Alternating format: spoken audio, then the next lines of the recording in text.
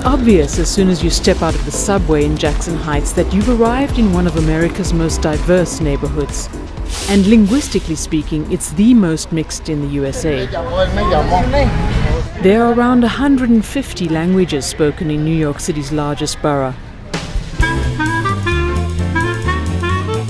Walks New York took the F train to the Roosevelt Avenue stop in Queens. Unfortunately, there's no straight shot from Brooklyn to Queens by bus or subway, so we had to go all the way around through Manhattan to get there.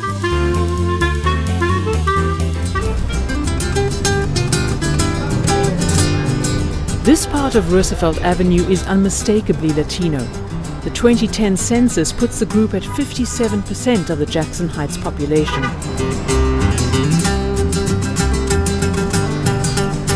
Our initial plan was to loosely follow a Time Out New York food walk, but some of the places are informal food trucks that we couldn't find, and some restaurants no longer exist. So we just wandered along Roosevelt Avenue, getting hungrier by the minute, until we saw this place. Judging by the constant and long lines outside Pollos a la Brasa Mario, we figured it had to be good. And for those of you who, like me, speak no Spanish, the name loosely means Mario's chicken on the grill. And rotisserie chicken is their specialty. It was plump, tender, and flavorful.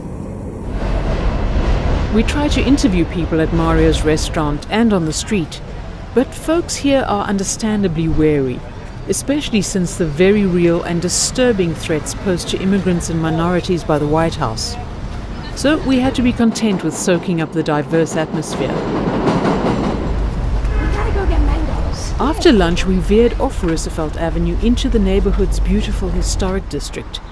It's one of the first and largest planned garden city communities in the U.S.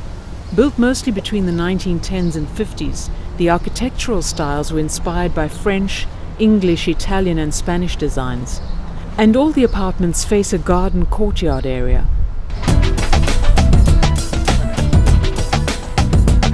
Just one block away from Roosevelt Avenue, you step into a whole other part of the world.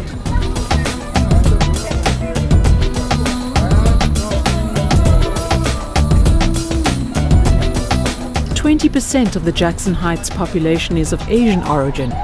We visited 2 stores from the Time Out New York list that are still around. Butala Emporium is a mix of copper, brass, bright colors, jewelry, even figures of a Hindu god. It was interesting to compare the differences in food stand fare between the Latino area on Roosevelt Avenue and here, where the delicious smell of curry permeates the streets.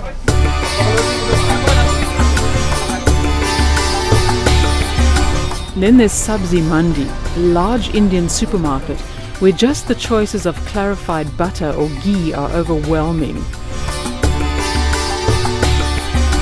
After the assault on our senses of colors, cuisines and traffic, we ended our Jackson Heights visit with some live music in Travers Park. On our way there, we passed 2 historic churches. The St. Joan of Arc Catholic Church has a curious history. The first design was modeled in the style of French Gothic cathedrals, but the diocese was never approved, and only the basement level was built by the late 1920s. The church was finally completed more than 20 years later in 1951 in an Italian Romanesque design.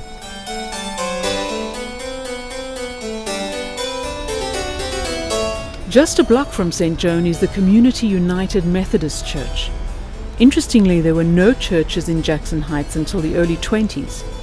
Parishioners worshipped in storefronts. Built from 1920 to 1923, the architecture draws on Tudor inspiration. Today it serves as a sanctuary for many different faiths and ethnicities. Why don't you tell me, baby, what makes you do? Finally, time to take the weight off our feet and enjoy some music. Why don't you tell me, baby, why you treat me this way? Valerie and Ben Turner are Piedmont Blues, a duo whose mission is to preserve a blues style played by musicians in the Piedmont Plateau region on the U.S. East Coast, which stretches roughly from around Richmond, Virginia in the north to Atlanta, Georgia in the south. Sure enough, I'm trying to get Sadly, Piedmont blues couldn't play forever. gal's money. Wanna get mine too. I don't know why. Do me like you do.